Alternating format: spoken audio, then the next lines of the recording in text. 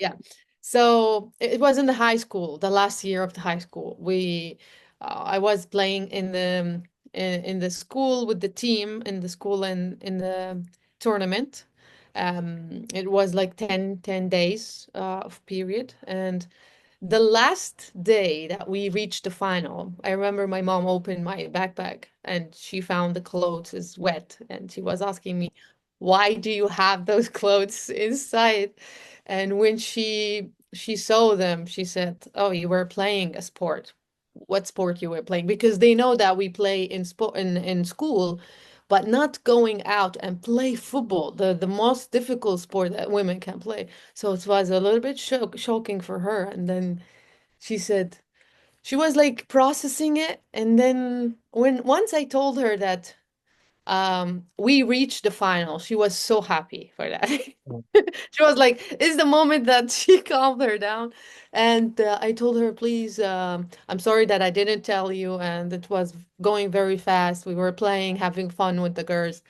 And we were going under the supervision of the school, so there's nothing to scare about. But she was like, you have to tell me that I would be there watching you. So I was like, what? You are okay with that? She said, But you had, yeah, and yes. you had fear because I mean, I just remember the first time you told me the story because one of my favorite things is you, um, you tell stories really well, but you tell them in a way that like kind of keeps people in suspense. And here in America, we have this, obviously, as you know, Yeah. women's soccer is, a predominant force. And it really, and certainly there are, kind of, for lack of a better term, conservative places where women aren't encouraged to play, but it's nothing like Libya. So it wasn't just that you were potentially nervous about not telling the truth. You literally thought you might get in trouble for playing. And your mom, Exactly. the only thing you really got in trouble for is his mom was like, well, I would love to watch you play soccer. So football. So, um, Yeah, like I built that fair because of the community, not because of what my mom will, her perspective on it. right. So that was the miscommunication between me and my mom. Um, so she was happy to come with me in the final game, and she was happy that I also got the award of the best scorer of the tournament. And after that, I've been elected. So the whole purpose of the tournament is to select players for the national team. And Right. it was in 2010. So, and then I started right away playing with the national team, and then participated in the qualifying, CAF qualifying, and then that qualified for the World Cup as well. But we didn't do well because it was the first time the team established, the national team established. Um, so I was like a full of energy to be engaged in the football, and I started to help the women's committee in their administration tasks. I knew a lot of people. Like I built networking with them, and I was trying to understand why we don't have these tournaments. Like I remember that in the first and the second year of my high school, we were only able to play volleyball and basketball, and we was like pushing the people who are in charge, like, yes, let's do a soccer tournament. There is girls, like I know girls that can play. Just put And it it is still there. it's the most popular sport for girls as well as men in Libya, right? To be honest, the most famous sport for women is volleyball. Okay. Like Italians, women's Yeah. more in volleyball and men more in football. It's the same. Have the same culture since Libya was colonized by Italy. So we have um, that perspective in the community that, Hmm. oh, girls play volleyball. Yeah. But volleyball in general. So there's a gentleman from Morocco who trained with us a little bit. We just call him Big Mo, and he still lives in Buffalo. I think you met him. I introduced. I don't know I if you remember, think, yeah. a Yeah, super yeah, I tall don't guy. remember. Uh, Yeah. but Mo, he played for the Moroccan volleyball national team, and I remember talking to him, and it's like it was a huge thing over there. So yeah, Yeah. that was kind of neat. Yeah, it was at Duville. I remember he came by to meet you. So yeah, so what's crazy to me, and it will never not double negative, but it'll never not be crazy to me, is that you came here for school after working for the African Confederation, like the whole continent for football. And you came here Hmm. to Niagara, and you had already played on the Libyan national team a number of times. So it was Hmm. I know you had, by the way, an incredible program. Like, because when we wanted to hire you as our director for women's football, um, or director of operations, excuse me, it Yeah. was for the Fulbright program, which is incredibly prestigious. So how do you get from Libyan national team to Lewiston, New York with the Fulbright program? For Bright in 2018, I applied for a scholarship, and then I got rejected because the major I was applying for was my major undergrad, which is English linguistics. And I remember someone who got the scholarship before, he told me, "You have very interesting profile, but you are applying for for the wrong major. Okay. Try to apply for sport." I said, like, what? There's sports management in Yeah. Boston grad? So it was like, oh, okay, interesting. So I waited to wait until the application opened again. But through that waiting period, I saw a scholarship in Germany, a diploma for sports management in Leipzig University, and it was funded by the Foreign Affair of Germany, by the government. And I got it. Like, was wow. Let's do that a pre-course preparation for a master because it was like a diploma, not like intense. And let's Sure. see. Yeah, let's see where I can go after that. I did very well. I I was very like interesting on going deep on that in sports management. So I said, oh, yes, that's the right, I think, major that I'm looking for. So right away, on my way to finish the diploma in Germany, I applied for the Fulbright and I got accepted. So I was like just moving from Germany to Tunisia to finish the visa process, and then right away to the US. Yeah. So that this is where like the flow is going. And I end up first in Arizona, where I did my English language course for Mhm. 7 months. It's under the Fulbright grant as well. Um, so and then after that, they told me you have to choose four universities from USA while I was there in Arizona, and then just check if you prioritize one of them. So I remember there's Florida University among those universities, Niagara, because I have a friend. She was with me in Germany. Yeah. So that's why she was like, "Hey, come to Niagara, such a nice city.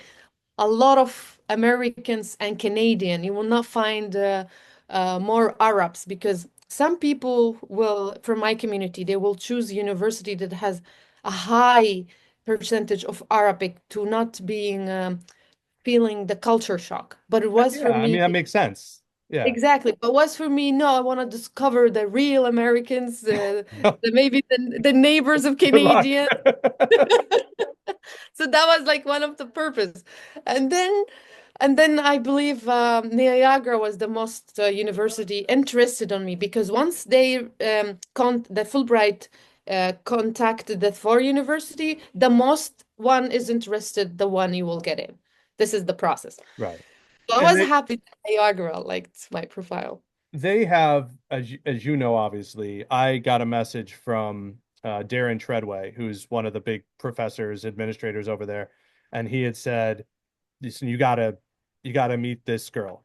I mean, I just remember super that. smart, loves the game, blah blah blah." And I said, "Look, I don't know what we can do, but of course." And I remember looking you up and being like, how is this woman in school? Because you had already worked for the Confederation and you played for the national team. And then I was like, well, why isn't she playing for Niagara? And that was the craziest part because even when we hired you, I remember that first year we went to the playoffs and it was like, listen, Russia, do you just want to play?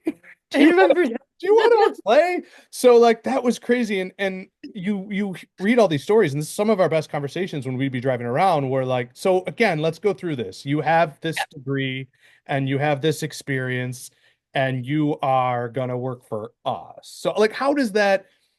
You have to be very humble to have the experience you have, Like, and because as you know, like we're a small club, right?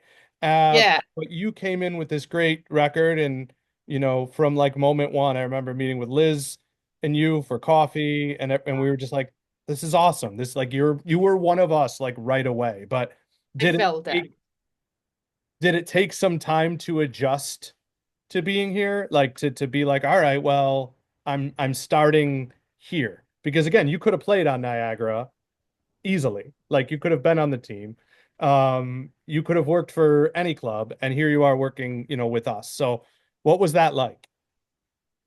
Well, because first I will thank Darren for his recommendation that he said a lot of good things about you and about how the club is trying to push to the top levels. And I really like being involved with clubs who are really look for more, and they look to overcome the challenges that they are having, or the moment of establishing or achievements. You know what I mean? I wanted to be in an environment that is full of a challenge. This is how I raised Yeah. in Libya, to be honest. I don't want to like to apply for a club that is already achieved something, or that I want to learn from them more than what I can give to. Maybe this is the way I can shape it.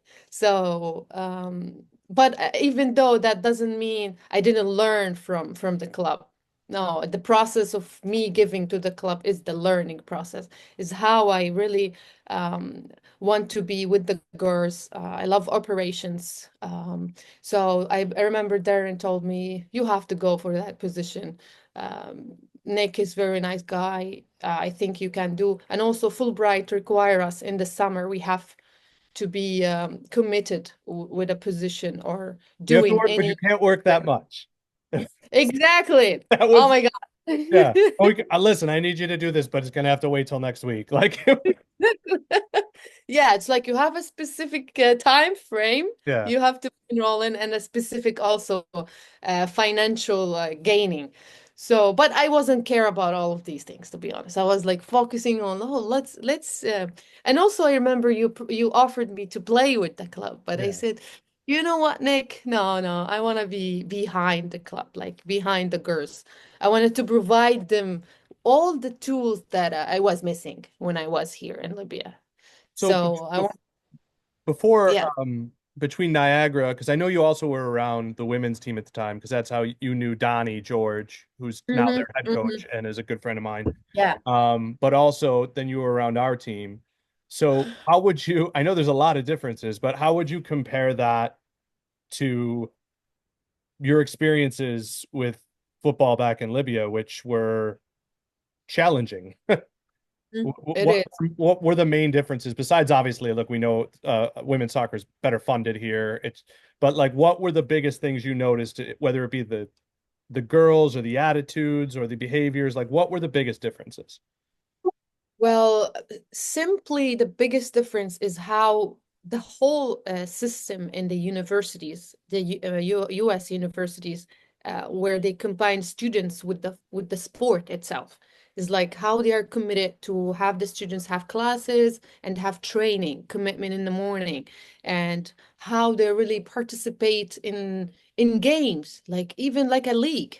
Yeah. We do not have that, and what this is what really admire about the U.S. college system is not even in the Europe, which I like. I wanted to be honest. If I want in charge of Libya, I will bring that value here, Hmm. because this is the most thing that you can establish a real sport or build a new generation or start from the grassroots in the university, because this is because in Libya we have an issue.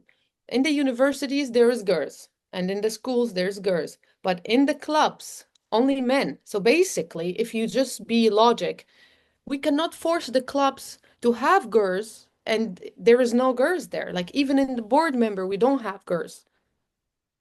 So basically, it's a men clubs, but it's not written there. So why we are pushing toward them like a rock or toward the mountain?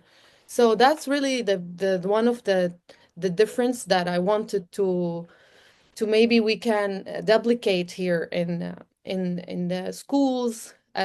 University is a little bit different because in schools we don't concentrate about sports. We don't have facilities in the universities, but they're trying to try, you know, to combine sport with education. But you have to have the right tools, the right qualified people to establish these projects.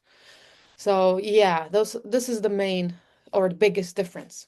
Well, when we spoke, one of our first conversations, I said, well, listen, I give you, if I were to, you're here, why? Like, not why are you in Buffalo, but why pursue the degree? Why pursue the diploma? All of these Hmm. things. And you said, well, you wanted to go home and you wanted to be not just in Libya, but in Africa. You wanted, if you could do anything, you would open those doors for women. Hmm. And like, that is still obviously what you've been doing. Um, has it been more difficult than you thought? Has it been about what you thought?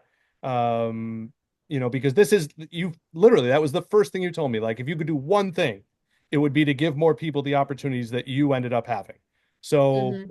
yeah, obviously major challenge in Northern Africa or anywhere in the world, outside of Europe and the United States and South America, I know is growing as well, and Asia has, but every continent still has room for improvement on the women's sports side. So what has that been like now? So Obviously, you after, just, by the way, you just got back to Libya. You have been in Europe correct, since you left. We skipped that part of the story. But like, so what is that's still your goal, right? correct, but I found that there is more important goal I need to achieve, and I didn't know before. Okay. So when I saw all these initiatives and all these efforts that put from Buffalo FC, from other teams that we faced, for example, when we were in the tournament, and we saw even Canadians they come and they played in the league.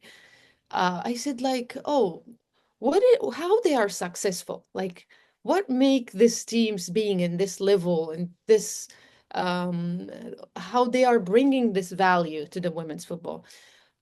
And I found that in Libya, we don't have women's representators in the club's football or even women interested in sport in the first place. So basically, it's like going to somewhere that is not providing you with the basic ground. So if I wanted to do all of this, I can't do it here. I can't do it in Libya. If I wanted to do it, I need to start from the base, from the first stone. And I was happy when I came back here to Libya to read that we have a sports law now in the institution of the country. And when I went through it, I saw that the criteria to establish a club, they didn't mention that at least one seat for women. So I said, okay, that's the first thing I have to fight for it. Not Yeah. to fight for a club for a woman, but at least a fight for a seat for like a FIFA is doing for their member Correct. association. At least this is how you wanted to build something. So I said, oh, I didn't think about that before. So I was in contact with the ministry. I worked with the sports ministry before, and I am in a process of arranging a meeting with him to really, if you want to help the women's sport, at least we have the law that protect us.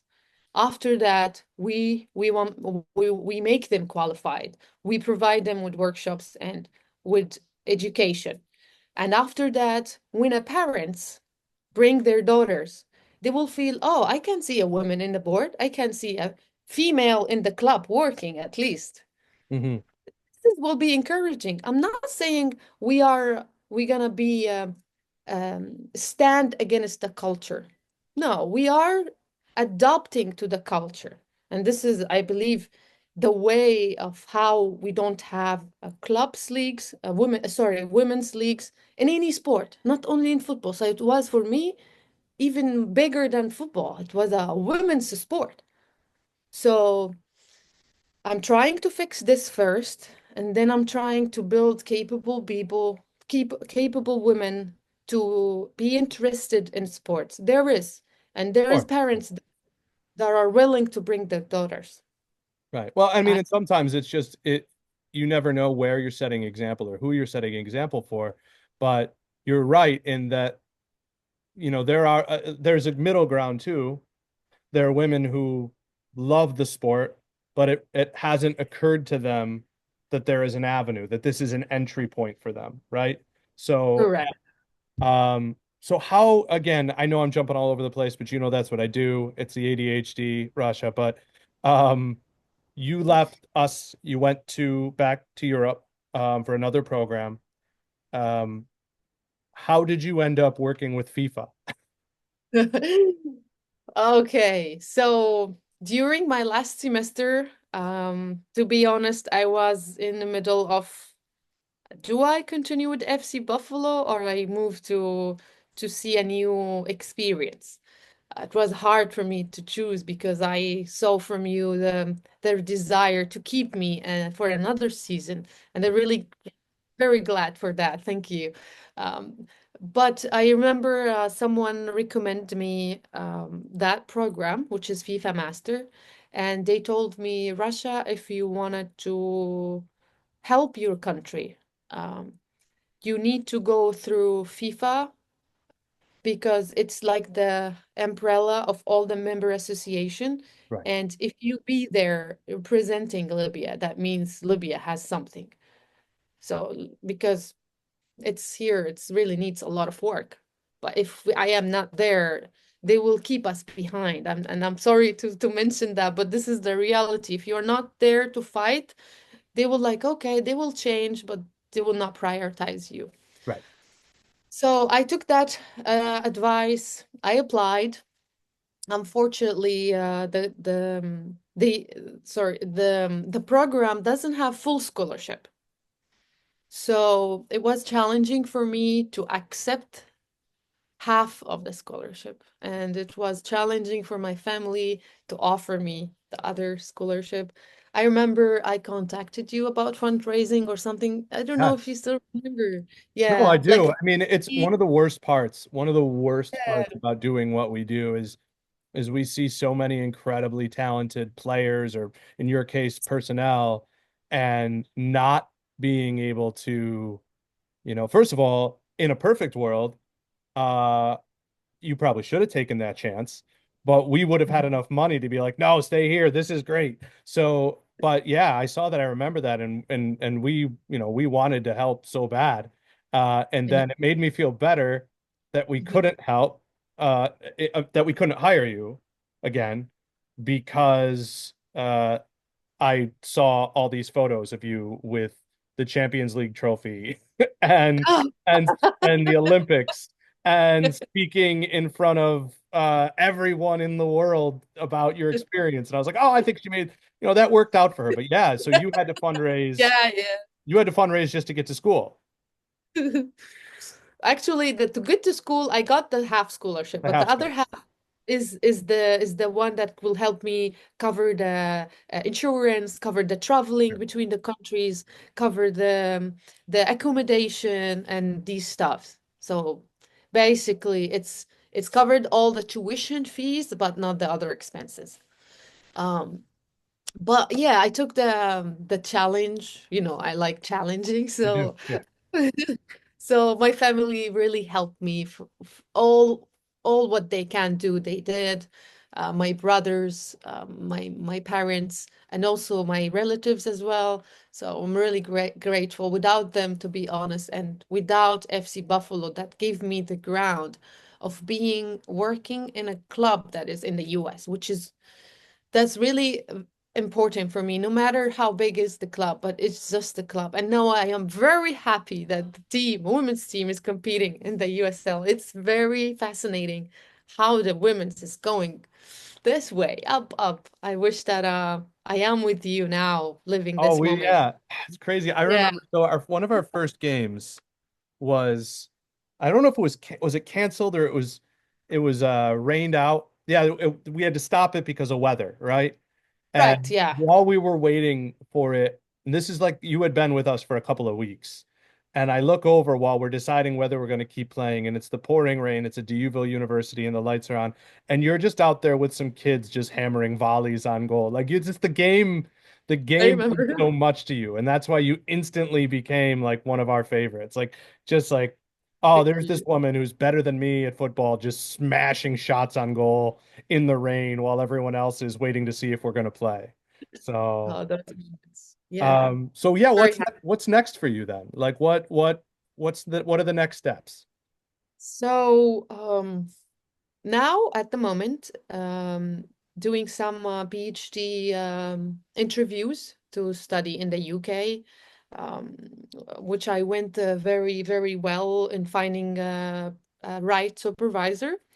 So basically, it's a matter of time to receive the official offer from Loughborough University in the UK. And, I wanted to continue what I started in the master thesis.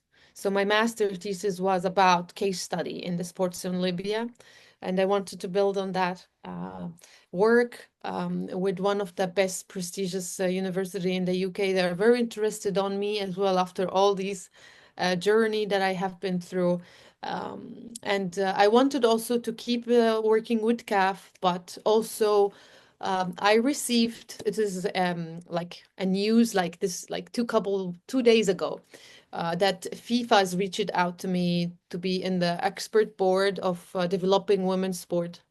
Um, Oh, so so I am in the process of knowing how I can contribute with that. that's amazing. Um, Congratulations. yeah, thank you. Thank you so much. So, that's like a lot of things is waiting, but I think I have confidence that I am in the right path.